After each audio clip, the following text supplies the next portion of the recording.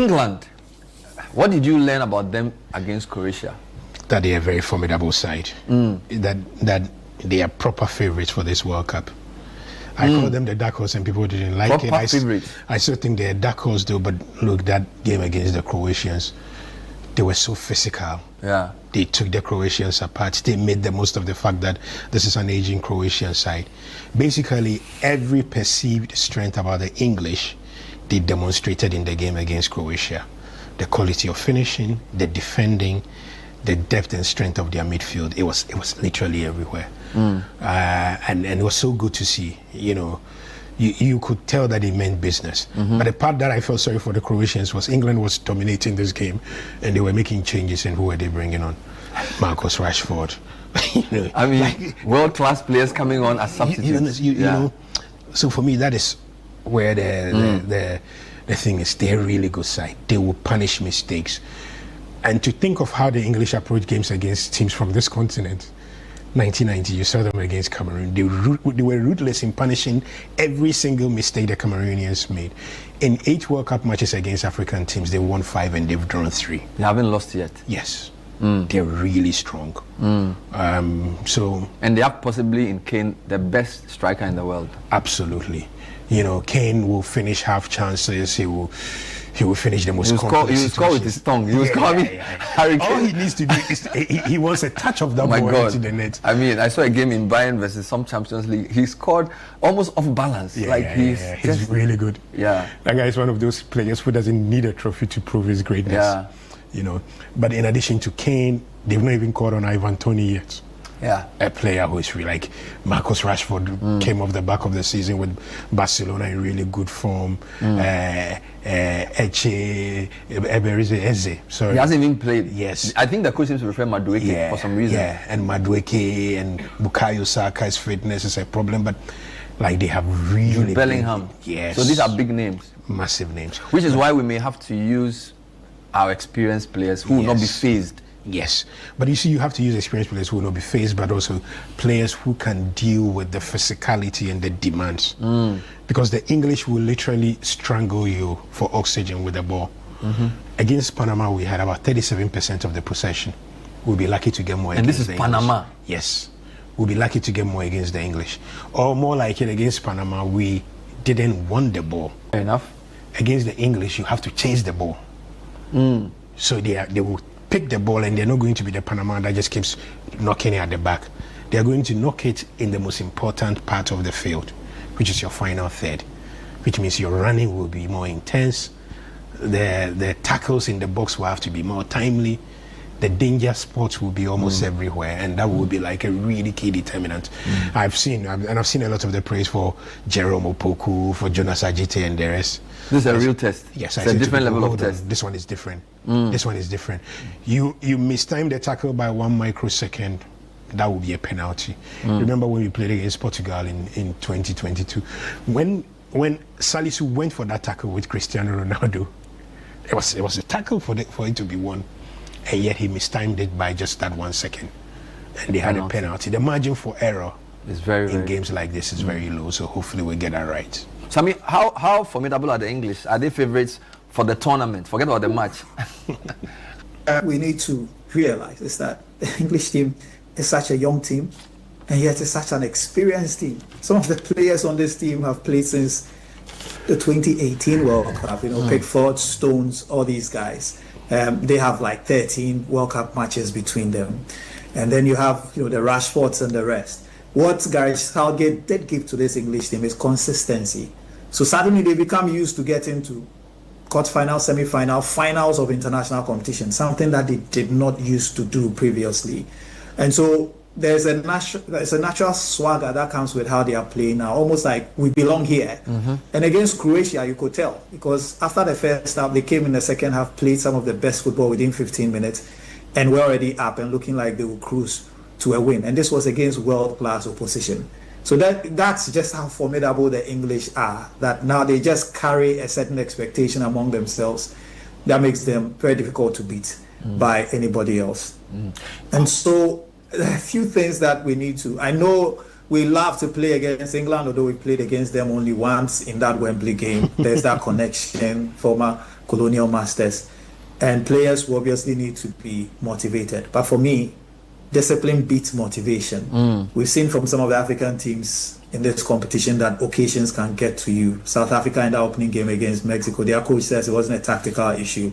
It was an experience issue because the occasion just overawed them and they made basic errors. And as Michael said, fine margins, tackles that get you the red card in this tournament. And so it's going to be discipline. And Malik Thiaw, the Senegal coach, was saying African teams must learn that the concentration is not just for 90 minutes. It's for 95 plus minutes. Because some of the goals we've conceded, moments where chances fall to players and they were not prepared for it, like the Adingra situation. Oh my God, don't remind me. Those are the moments that will count in this game against England. Huge chance. You know, I couldn't whether believe you're a it. forward or a defender. I mean, he didn't even register a shot. I mean, I was like, Adingra, at least kick the ball. Why? Kick. You know, it reminded me of Ayew versus Germany. And it was taken Yeah. So those are, it will come down to moments. You may have one attack. What do you make of it? And in defense, you may defend for so long, but as we have observed, the English bench is so strong, and those players will come on and will press you. We also have to remember that Carlos Queiroz' biggest defeat as a national team coach came against England at the last World Cup, 6-2. Oh Lord. England beat Iran. Lord. And in that game, Tell me why? Why? in that game, Iran ended the game with 24% possession. And hopefully, and so he's very familiar with this English team because most of the players in here played in that game. But then they sat too deep to be able to hit the English on the counter. Hence the 6 goals they conceded, despite giving a good account of themselves. So hopefully he would have learned from that. And unlike the Panama game, we've seen that with Uruguay, the Uruguay game against Cape Verde. Although Cape Verde were very defensive and very, very compact and very disciplined, when the chance came to go out, they did it with aplomb and took advantage of that. So that's going to be the difference. Unlike the Panama game, you can't sit too deep for too long. At some point, you have to give your opponent something to think about. And in the English team, they would find spaces, especially behind the wing backs, that they would have to take advantage of. The other point is, again, going back to the discipline. How Cape Verde goes across two games and commits just 6 fouls. No, actually just 5. 1 in the first game against Spain and just 4. It's going to be crucial to try to minimize the sort of tackles that will get you cards because you are just 1 card away from having 1 man down. Imagine playing 10 against 11 against England. Yeah. And so some of the players, especially those who play in England, will have to keep it in, would have to hold it tight as far as the discipline and motivation, because you'll be playing against players that you may have played against maybe in England, and you feel like this is the moment to show what you are capable of doing. So whatever his strategy is, we have to be able to hold it down for 100 minutes.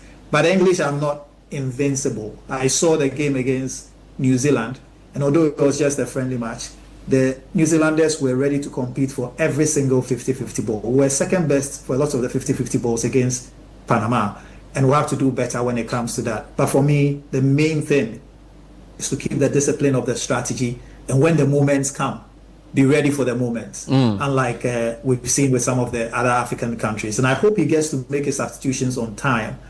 The Senegalese were gassed after 60 minutes. That's why the French took them.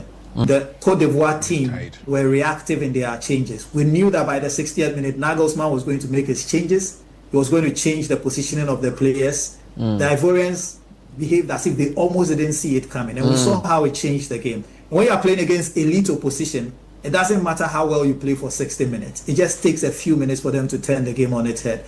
And for me, those will be the crucial things. But I have no doubt that as much as England being favorites in this one, Ghana could go into this game and really get at least a draw against the English. How crucial will Partey be as we wrap up? There's been a whole lot of talk about him. He will be huge. He's an experienced player. Part of the reason why this has been so intense is, of course, because of the gravity of the charges against him, but also because the English are fully aware of how important he is. I thought today that it was significant that the GFA put him out for media duties. Don't hide. Yeah, I think face the media. That's him saying, I'm not hiding. Correct. I'm ready for the boost. and I'm ready for this game. And if the Partey have known and interacted with anybody to go by, he probably will play the best game of his life against the English. He will be so important. Mentally tough. Yes. He will be so important to stopping the moves, releasing the balls. He will be so important to bring the sort of stability you need and allow the likes of Caleb and the rest to break quickly when they do. But this game will test him. The Bulls will be definitely around the stadium. So the English have made up their mind to pick on him. No, basically, they made him, because of the issues around him, of course, even without any prompting, the fans would boo him. If he had gone to Toronto, same would have happened. I heard it in Cardiff. It's something that he has to learn to live with. It happens to him in La Liga games and all that. You have to hope that Queiroz has done his work well, the team psychologists have done their work well, and the entire team have done their work well. I thought, I don't know, maybe we can only judge the wisdom of the decision to put him up today for the media interviews, but I thought it was him saying, I'm up for this, I'm ready for this. And I think if he plays his football well, he will be huge in the way this goes, because he knows how to step up when the game is played. You said something that this game is not the... We are not desperate. So essentially, if I say damage limitation, is that a good word? Am I being defeatist? Because the English team are highly ranked. They are... So they have superior players. You're going to go into a game and there I think there are 3 or 4 scenarios. One, you lose the game, but you don't lose by a big margin because goal difference will play a big part. 2, you try to get a draw. 3, you're going to realize that no matter how good the English are, there will be moments when you can win. My trick will be try and score as early as you can. Basically, like Sammy said, give the English what things to think about. Break quickly, make every break count. I think players, there's a subplot to this that we've not discussed enough. So many of our players were either born or were raised in England. They will be playing with their friends. And they will be playing against the country of their kids, the neighbors they grew up with and the rest. The emotional, the emotions that carries, it's a bit like when France played Senegal and the rest. It will be so important. Jerome Opoku grew up in London. Brandon Thomas Asante was born to a Ghanaian father, a Jamaican mother. He's British, his kids are British. There is Semenyo, who was born in London. There is so much riding on this that I think that this game will be a very emotive game. And that's where the manager is important, to let the players understand that this game is not about proving a point to your friends and the rest. This game is about ensuring that 1, you don't lose, 2, you don't lose heavily, and 3, you get at least a point out of this game. And if we think of it that way, I think we'll be all right. Thank you, Mike.